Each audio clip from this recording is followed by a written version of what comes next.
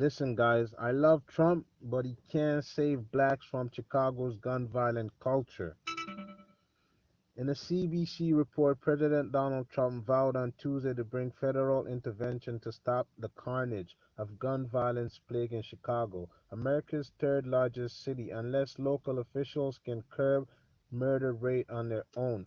The Chicago Tribune reported on Monday at least 228 people shot in the city so far this year, up 5.5% from the same period last January, with at least 42 homicides to date, an increase of 23.5%. Chicago Police Department spokesman Frank Giancamelli disputed the Tribune's number, but still, the Tribune said its latest figures put the city on track to exceed last January's 50 homicide, the most for that month in at least 16 years. If Chicago doesn't fix the horrible carnage going on, 228 shootings in 2017 with 42 killings, up 24% from 2016. I will send in the feds, President Trump said in a Twitter post. Police Superintendent Eddie Johnson responded by saying he was more than willing to work in partnership with U.S. law enforcement and to help boost federal prosecution rates for gun crimes in Chicago. Civil rights leader Reverend Jesse Jackson said in a Twitter post, "We need a plan, not a threat. We need jobs, not jails." I hate this sympathetic bullshit rhetoric. Chicago's homicide toll for 2016 reached 762 killings, the most in 20 years. According to the city's own police department statistic, in 1974 there were a record 970 homicides, y'all. That's almost 1,000 homicides. Criminologists suggested stiffer penalties for gun violence in previous years, leading to increased incarceration rates, higher police presence in at-risk communities, demographic and electronic surveillance trends, and a variety of social trends that have seen young males spend more time indoors than previous generation, which lowered crimes and shootings. Here are some reasons why Trump won't be able to save blacks. As much as I love rap music and rappers, like Chris Rock said, it's a hard career choice to defend, especially gangster rap. I know it's adult content, but we know we can't stop its exposure to the youths. Gangs is the worst, even worse than rappers. It really surprised me that gangs still even exist in this day and age as largely as they do. The worst thing about gangs is that they prey on the youths. The OGs use underage victims as drug runners, indoctrinating them at a young age, a very repetitive cycle. I don't deny that money is often better than a low wage job, but the risk is never worth it.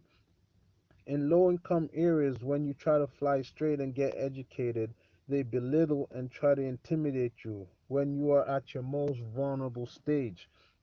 And crimes is just as bad as gang. The two go hand in hand, but it is shocking to see that they still exist. I mean, criminals must be stupid because the murder rate is up, surveillance cameras are everywhere, there is often more competition than there is profit, so it's a losing hope. And I often wonder, do thugs watch the news or at least World Star Hip Hop or cops or the first 48 niggas is even catching bodies on Facebook Live these days? It's overwhelmingly obvious with the unlimited news stories. Your life expectancy as a thug is hardly 30, if even that, because the ones that are really about that life, not these so-called rappers who gives a false sense to their audience, they are famous drug dealers, right? Isn't that an oxymoron?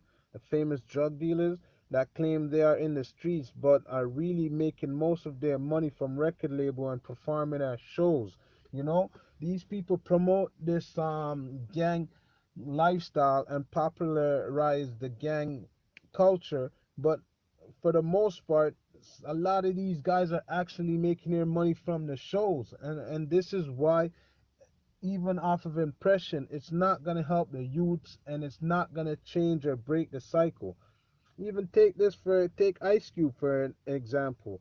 from NWA till now, all the major moves that he's made, all the movies that he's done, he's been a smart person. This is something that this is an example of someone you could probably take as a rapper, because you know what, he decided a long time ago not to act and to get into the movie industry because it's gonna prolong his longevity, which was very smart. Now take for example rapper Jim Jones, who had to put aside his ego and asked Jay-Z for a record deal.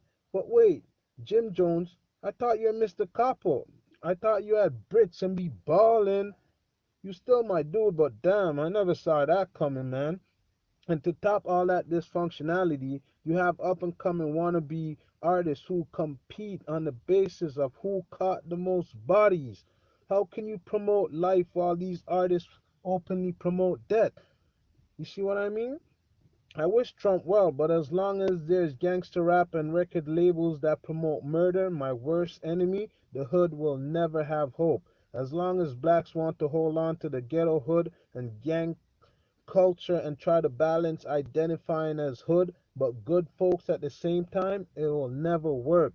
I wholeheartedly believe Trump can tear down an entire projects and emerge quality living space. But you know what? The time is not right now. Those blacks who occupy those projects just aren't civilized enough to appreciate betterment for themselves. I'll say it again.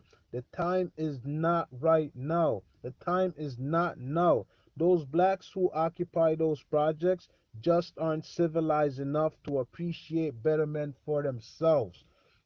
Maybe 10, 20, 30, or 50 or more years, when their level of consciousness might evolve to peacefully function in American society together. The worst part about black criminals is that they're stuck on stupidity. When was the last time you heard about a mob hit? I'm not saying they don't happen, but either they move in silence, they don't exist, or they've taken over the construction industry and making legitimate money now, which is something that black people don't want to do. They've been for 30 years, as far as my young self would know, I mean, black people have been committing crimes and trying to make it the criminal way and the criminal route. But these people never want to get on with their lives and try to save a whole generation and make that generation realize that you take a look on any continent of the world. Go look at my last video where I'm talking about Dubai, where I'm talking about Panama, I'm talking about some of these places and the architecture that's out there, and you'll see the type of work that other people are doing. And you'll see we're still living in some dilapidated ghetto and we acting like we're proud. I mean, the reasons why we can't get up is because we're not educating ourselves and we want to continue with this gang lifestyle and popularize this shit. It's the worst thing of all. And another reason, think about this, is tattoos. Think about it. I know tattoos are cool, they're trendy, and they're hip and could sometimes be done artfully. But think about it, you know? These niggas have gone too far. You're tatting your face, you're tatting your neck, you're tatting your lips, you're tatting your eyeballs. Where does it end? You've made your choices as plain as day, and your affiliation seems to be set in stone. You might be cool with your tats, but not everyone will be. Another thing, just to wrap this up real quickly, it should probably be illegal to flash guns on camera as a form of intimidation. It's an antisocial behavior, and that is no way to coexist in a civilized society with other people. It makes no sense whatsoever. But this is the type of people that you're dealing with, and this is the type of people that Trump is saying that he's gonna save. It won't be just one thing. It won't be just education. It's gonna actually take time. These people need a cleansing, you know? So let me know what you guys think. If you think, Donald Trump is gonna save Chicago from its gun violence and whatnot. This is one of the dearest subject to my heart, because I just really I hate the idea of murder. I can't stand it, and it's really shocking to see that there's so much crime in one place. So let me know what you guys